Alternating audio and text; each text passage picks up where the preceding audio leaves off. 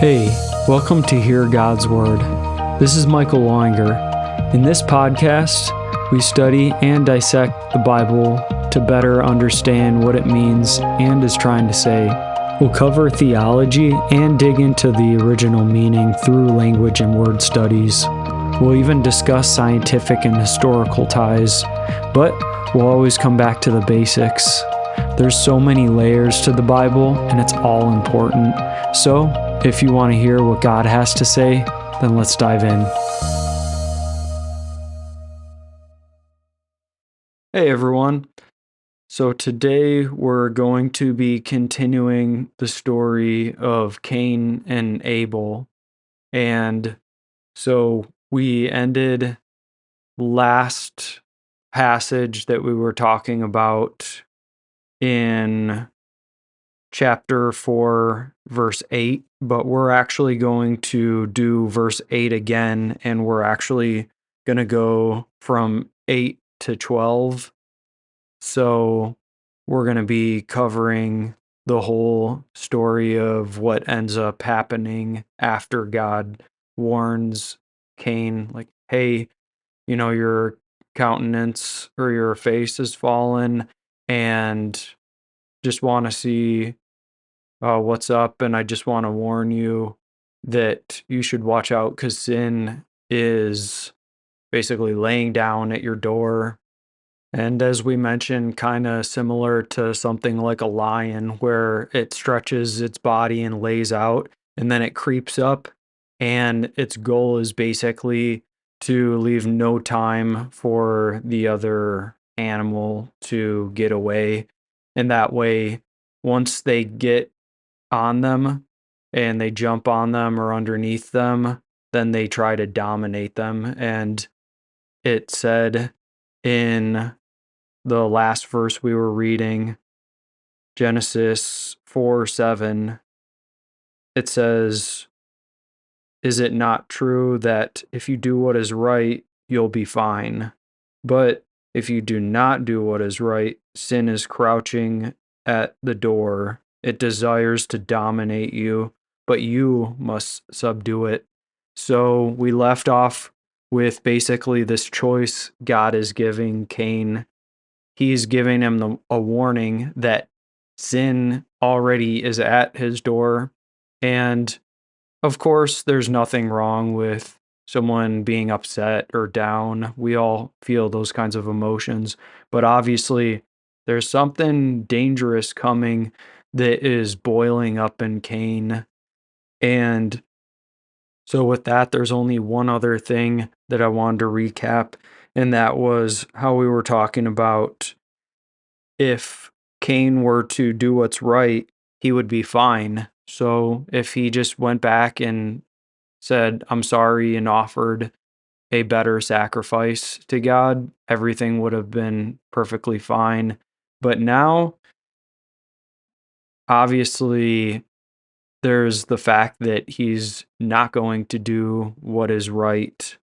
And the interesting thing about the word right here is it's actually the same word for good.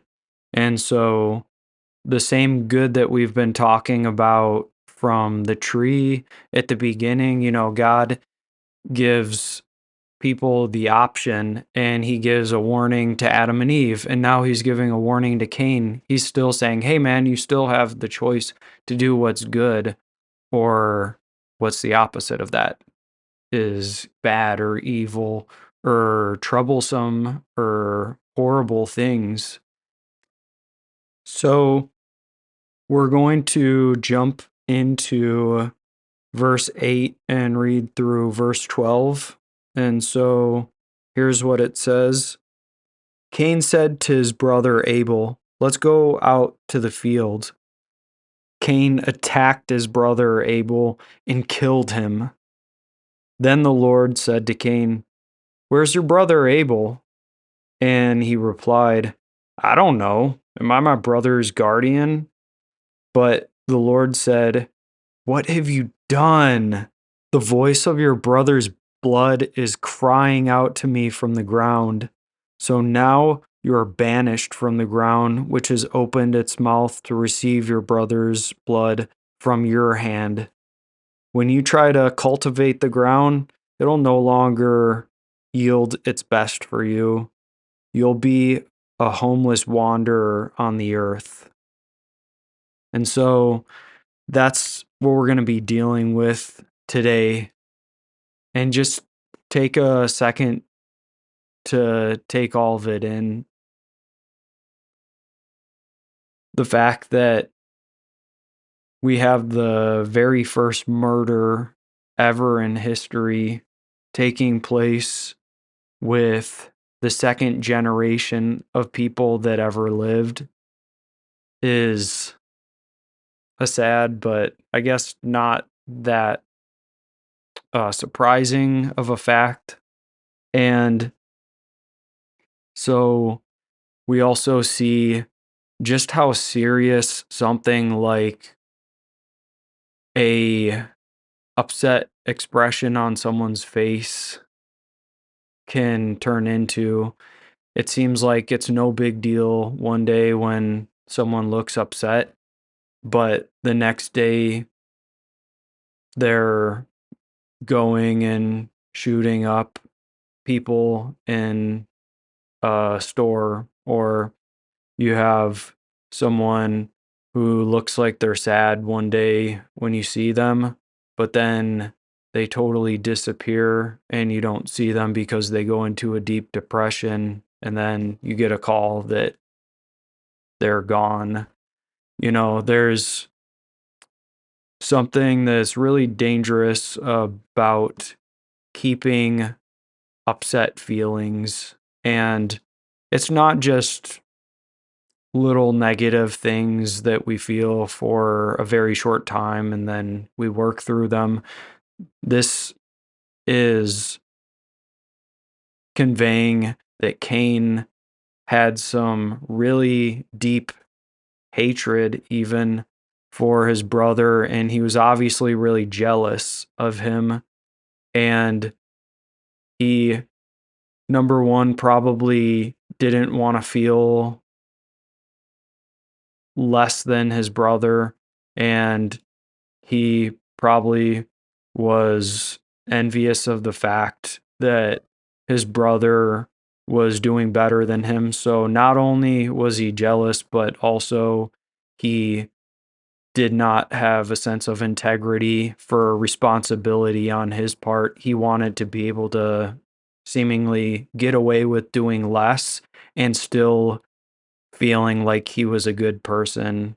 And how many times do we try to avoid responsibility and then make the problem seem like it's someone else? Oh, my brother offered a better sacrifice. Yeah, look at how self-righteous he is. Well, no, actually, his brother Abel was just being righteous like he should have been, but it was Cain who had the attitude problem. And obviously, there's some really horrible things that we can do that we can't take back, such as murdering someone. That's one of those actions that can never be resolved except for asking forgiveness from God. And so let's go from verse 8 again. And basically, we have Cain saying to his brother that they should go out into the field. So it seems innocent. I mean, Abel didn't have any reason to suspect his brother was going to do something crazy like killing him. And even if so, how would he even have guessed that an action like that could have been done against him, especially considering that there was no killing going on, at least that was recorded at that time. And so Abel obviously goes into the field with his brother, and Cain uses it as basically a cover or a lie for his real intentions. to take him in a place where he can get away with killing him. That's pretty sick of Cain to devise a purposefully murderous plan like that, especially even considering against his brother on top of all of it. And we hear stories of really crazy spouses who somehow grow this really sick hatred for one of their family members or spouse, and then they end up killing them and they end up being found guilty on trial. And how sick and lost does someone have to be to do something like that? And the sad reality is that there are a lot of people. I wouldn't obviously say a majority, but there are so many people who can allow their consciences and also their mental state can be compromised. And especially, we hear lots of stories about how so and so had a mental disorder. Did Cain have a mental disorder? Well, whether or not he would have been diagnosed prior with some kind of mental disease that we would say, obviously he had some disorder that was going on in his mind. And I believe that we all have disorder happening in our mind, and some of it is classifiable under certain conditions. And some people can get away their whole life with having a pretty sick inner mind life. And so, obviously, you guys know that I try not to make applications that are not here, that the Bible's not trying to talk about or indicate. But one thing that is true is that the Bible is meant to be read by people and told as stories to whoever the next generation is. And so we are that next generation now, not the next generation from when it was written, but we're the next generation that's on this earth right now that gets to hear this story. And it's meant to be taken and interpersonalized. And so obviously we can at least take a moral of the story away from Adam and Eve and Cain. And one of the main things that we can take away is this topic of both God's instructions and warnings, because God told both Adam and Eve, and then he told Cain and gave them both a warning, and neither of them listened. They had a choice to do good or evil, and both of them chose to do evil. And what happens when we do evil? We have this new word that got brought up in verse 7 when we were reading about how sin is crouching or lying down at the door. So we started talking a little bit about sin, but again, what is sin? Because this is going to be a huge topic in the Bible. Essentially, the quickest way to define sin is basically in the Hebrew, it means to do something offensive, bad, wrong, and something that violates or crosses a line. And it also can mean, and especially when we get into the New Testament, it in Greek has the meaning of to fail or to miss, and to basically to do something wrong. And so this word is going to be critical because God is saying to Cain, hey, watch out, because failure is right outside your door.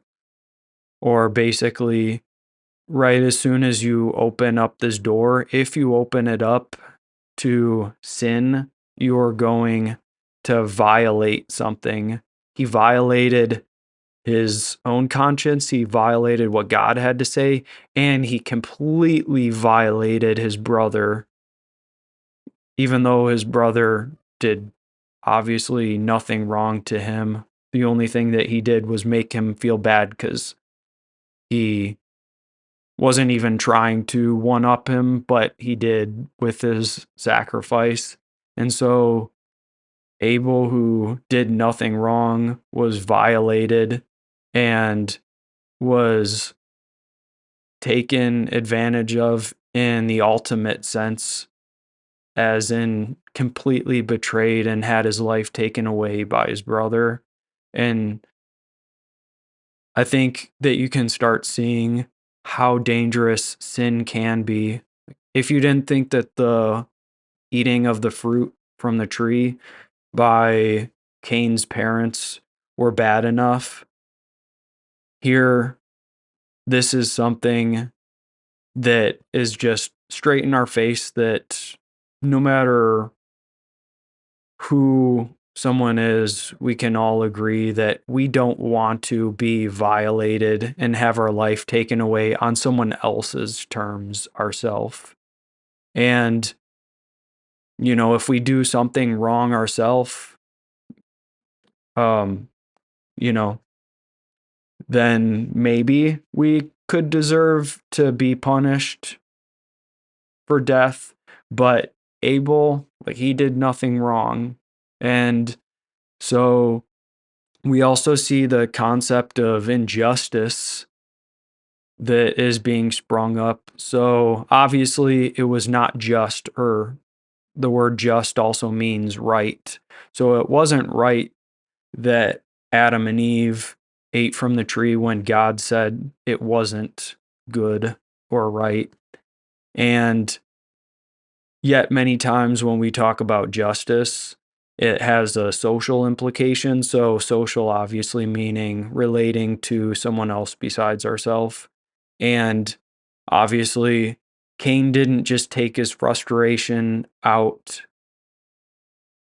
like his parents did with a inanimate object, which then they affected the whole world, and they got themselves and all future generations banned from the tree of life. So that's obviously a huge consequence, but yet we have Cain, who's doing this thing that's straight up in your face, something that the worst of people can't really ignore. Like, we all know that taking away someone else's choice of life and freedom to be able to live, especially when they haven't done anything wrong, is just wrong. And so he did wrong. Essentially, he did sin. And when we do evil, which we had that concept from the beginning, so this is the progression. First comes doing wrong. When we do wrong, then we commit or have sin. And we'll continue developing this theme of bad and wrongness and sinfulness as we go along in scripture. And actually, when we get to verse 13, we're going to learn a new concept. And I'll give a little bit of a intro to it. So we have in verses 9 through 12 the conversation with God to Cain, and Cain responds once. And it kind of goes similar to the way Adam and Eve's conversation with God went. They did wrong. God walked into the scene and started asking questions. So first he was like, "Hey guys, where are you?" So for Cain, he doesn't ask, "Where are you?" but he asks, "Hey, where's your brother?" So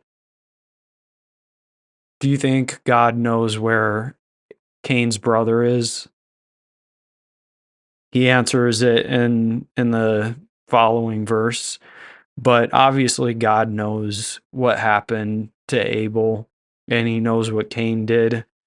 But Cain had a chance once again to turn things around and to fess up about what he did, but he doesn't learn his lesson, not from his parents and not from already his recent mistake. And he instead decides to get sarcastic with God. Oh, I don't know where he is.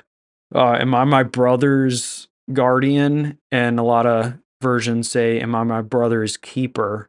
And if you think, about a zookeeper, they're the ones that tend to the animals in that exhibit, or just think about a shepherd, they're the guardian or the keeper of the flock.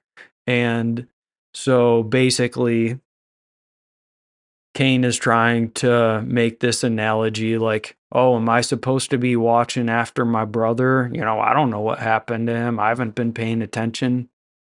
But obviously, he's just straight up lying to God because he was right there when he killed his brother. So obviously, he was not keeping his brother.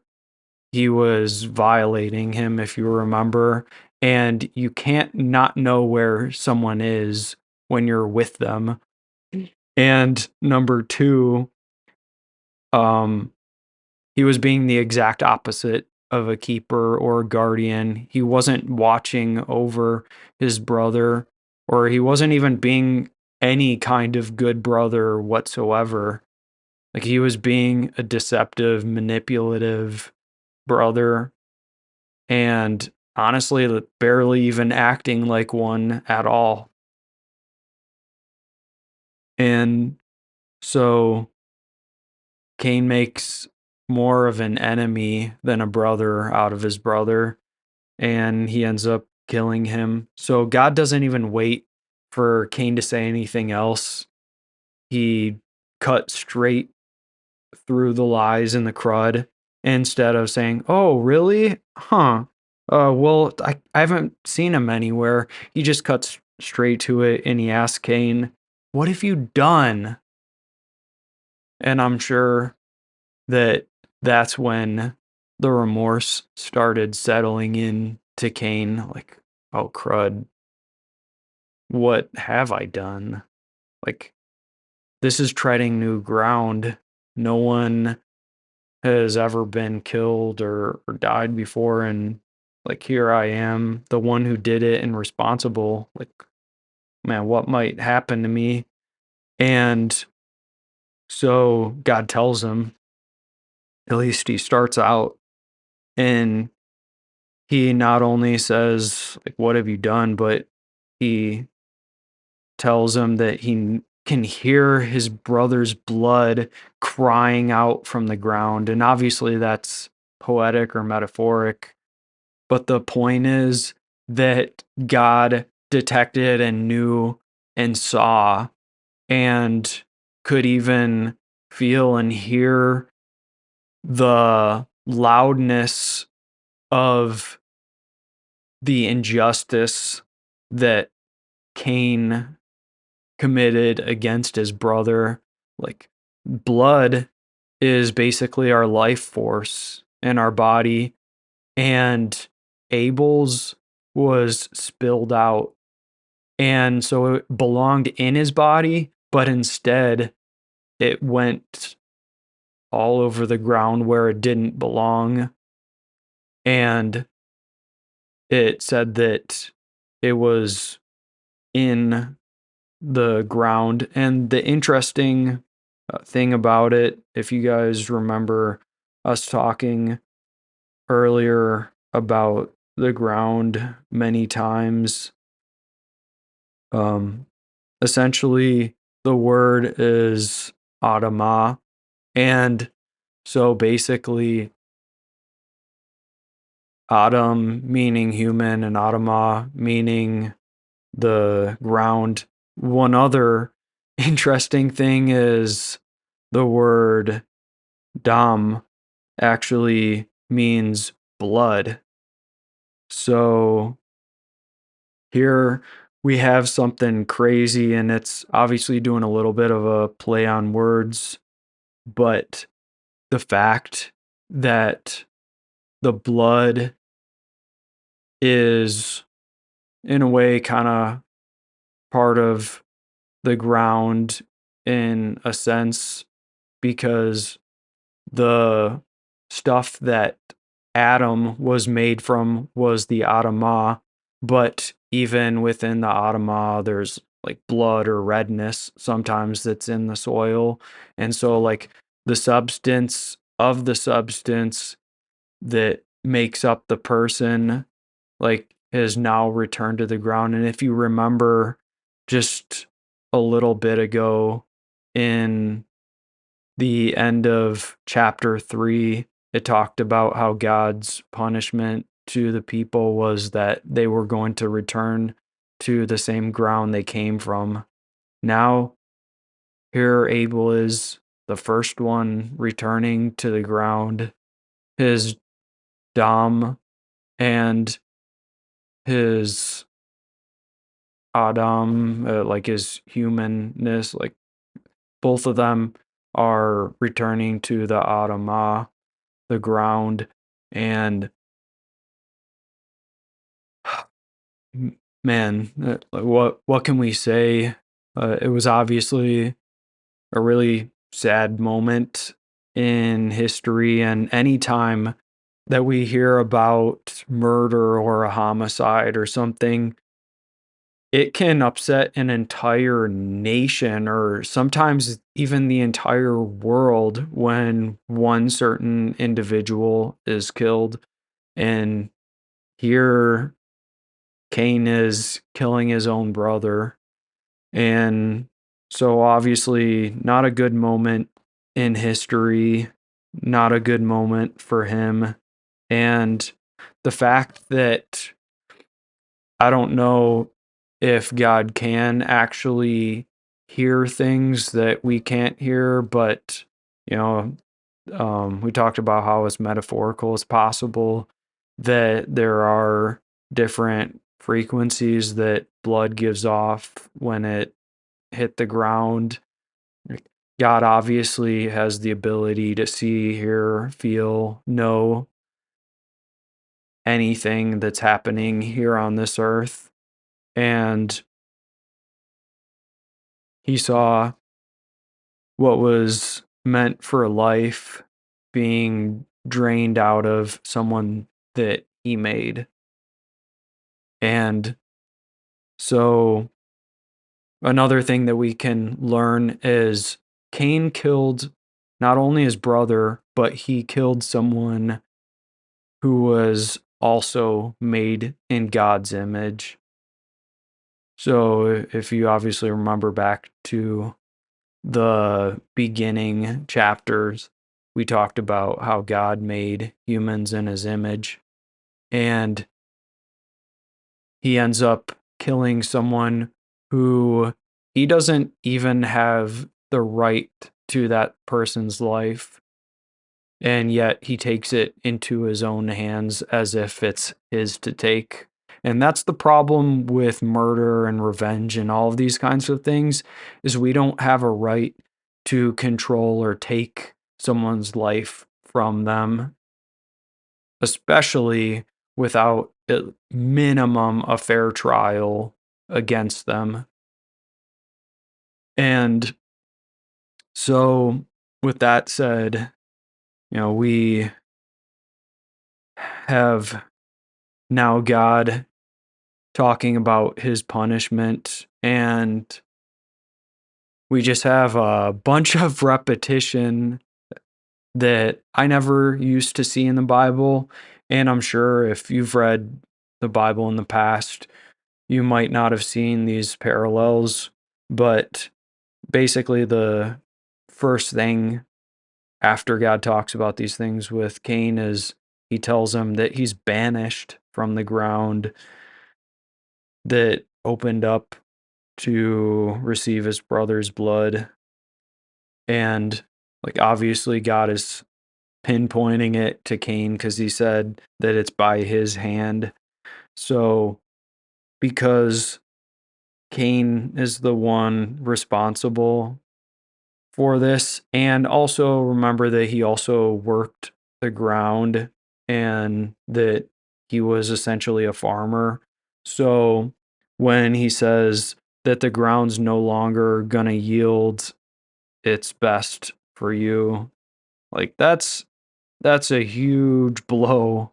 Like a farmer being told that God is going to make it so that he can't really get any fruit from the ground. Like that's just, as we talked about with both the woman and the man, like a huge blow to the ego. Like a man finds his identity a lot of times, at least partially, and sometimes almost totally in the work that he does. And so if he's going to fight hard and try to exert all of his energy and strength into farming, and then he doesn't get any return or success or crops or product from all of the time that he was trying to be productive, like that's just really rough. But yet it's kind of what he deserves, especially considering what he did to his brother. And so, in one sense, we also are beginning to see that God gives fair and corresponding punishments because, here he killed his brother and he returned to the ground. So the ground that he polluted and sent his brother back to unfairly, now it's going to be unfair to him. And we call this like reaping and sowing. And I know some people call it karma. I avoid that because of the associations, but call it what you will. Essentially, God is allowing him to suffer something he deserves with a equal fair punishment.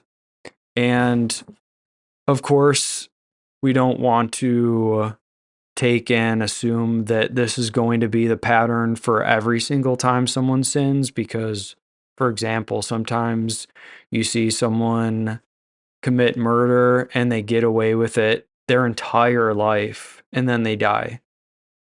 And it seems like they got away with injustice completely. But there's so much more to this book, and obviously, God doesn't apply immediate corresponding equal judgment because if it was literally same exact parallel punishment, Cain would have been killed by God himself, or he would have sent someone else to kill him because that was his parallel corresponding punishment. However, we can still see that the punishment still corresponds in a fair kind of way. And so we all know that punishments are a good thing and can actually help us remember in the future, recognize currently, and realize what we need to change and where we went wrong. And it's a constant reminder while we are serving out the consequence and punishment that we did something bad, and it's motivation to change. And so, now that Cain's done as bad as he could, is he going to learn his lesson? Because not only does God say that he's not going to be able to get anything from the ground, now he's also telling him, like, you're going to be a homeless wanderer and you're not going to have a place to stay on the ground. Like, you're going to have to roam it. And I'm sure that Cain started to become scared that, why do I have to wander? Like, why can't I stay with my family? Maybe his family didn't want him to stay with them anymore after that, or maybe he'd already been on his own. But also, you know, when someone kills someone, many times they're on the run, right? So Cain probably was nervous that someone else might get upset, want to take revenge and kill him.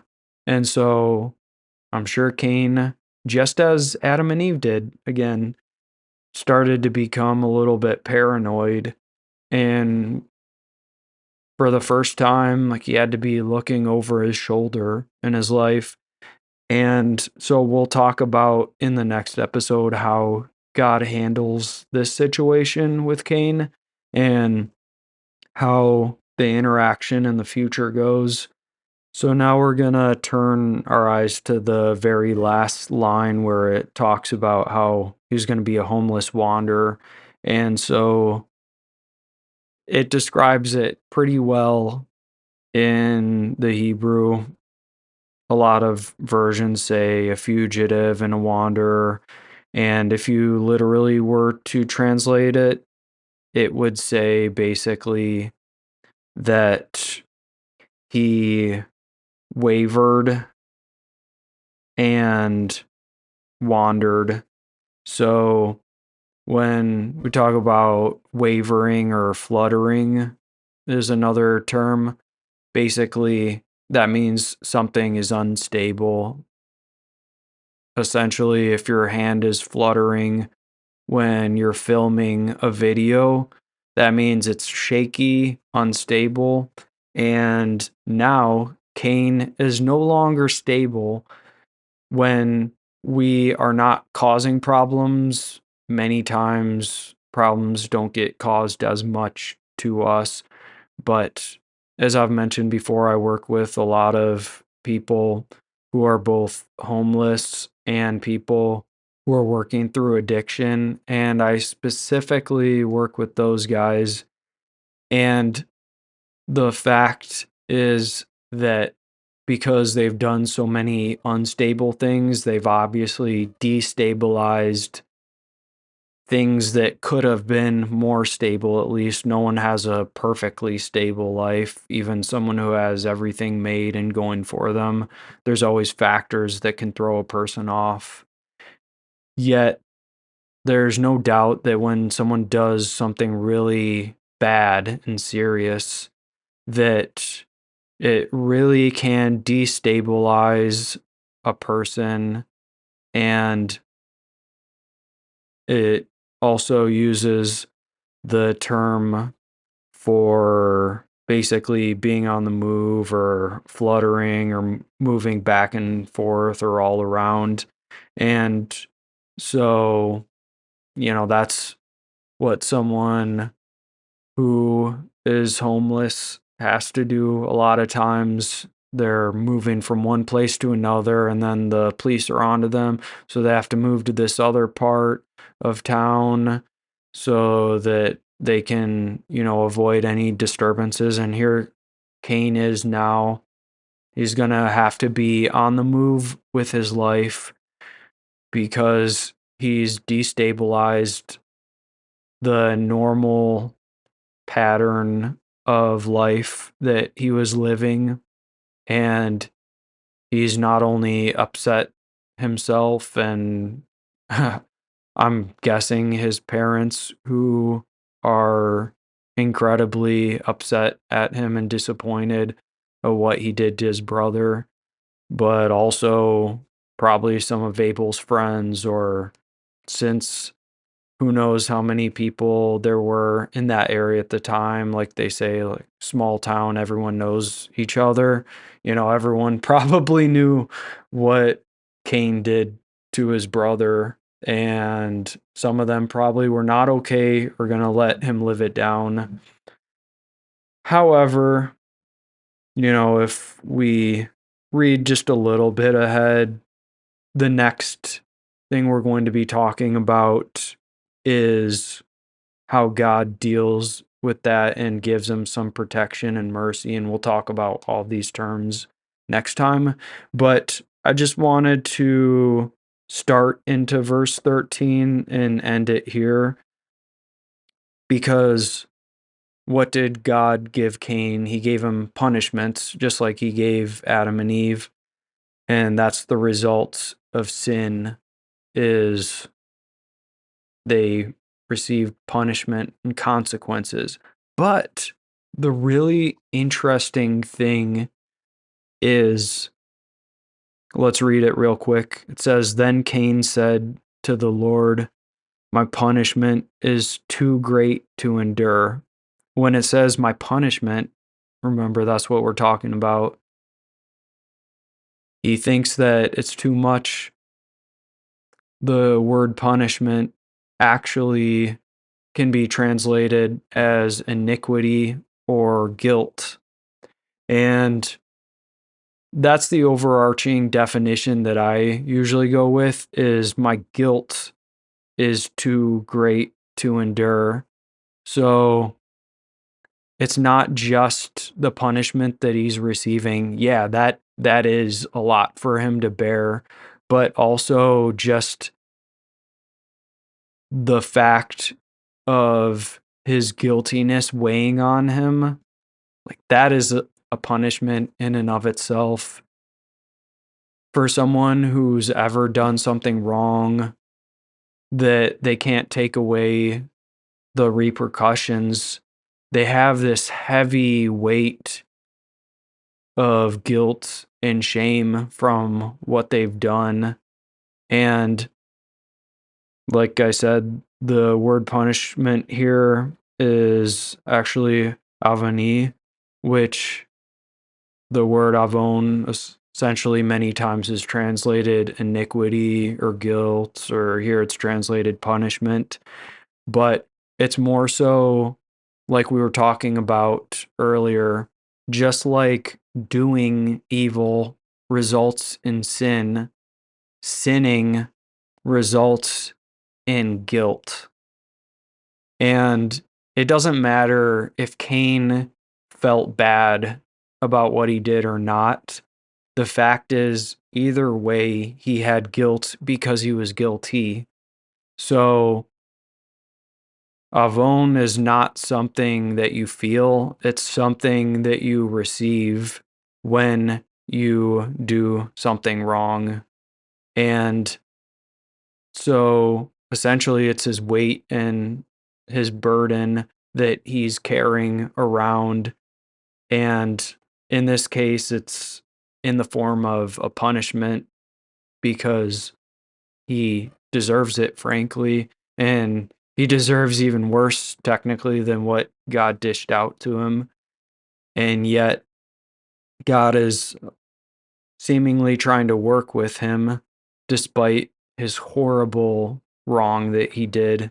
He's not sending him away down to the dungeon of hell, but he's giving him an opportunity still to continue living and maybe turn things around if he chooses. If anyone had a reason to get a fallen countenance and get angry at someone, it was God at what Cain did. And if anyone had a right to kill someone, it was God to kill Cain for what he did, but that's not what he chooses to do here.